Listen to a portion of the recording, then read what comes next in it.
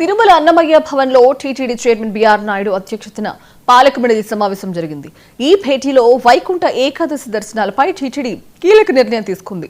December 30న Vaikuntha Ekadashi పర్వదినాన్ని పురస్కరించుకుని 10 రోజుల పాటు భక్తులకు వైకుంఠ ద్వార దర్శనాలు కల్పించనున్నట్లు టీటీడీ చైర్మన్ వెల్లడించారు. ఆఫ్లైన్ లో వైకుంఠ ద్వార దర్శనం టికెట్ ఇవ్వబోమని తెలిపారు.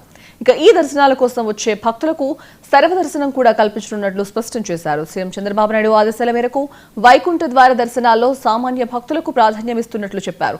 వైకుంఠ ద్వార దర్శనాలు జరిగే 10 రోజుల పాటు ప్రోటోకాల్ దర్శనాలకు మాత్రమే అనుమతిస్తామని, మిగిలిన అన్ని బ్రేక్ దర్శనాలను కూడా రద్దు చేస్తున్నామని ప్రకటించారు.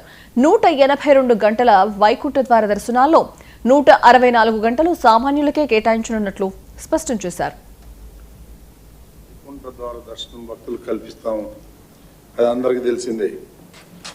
ముఖ్యమంత్రి చంద్రబాబు నాయుడు గారి ఆదేశాల మేరకు సామాన్య భక్తులకి అధిక ప్రాధాన్యత ఇవ్వాలి అని వారు మనకి ఆదేశించడం జరిగింది. దానికి అనుగుణంగానే ఆ 10 రోజులు కలిసి మొత్తం 182 గంటలు ఈ దర్శన సమయం ఉంటుంది.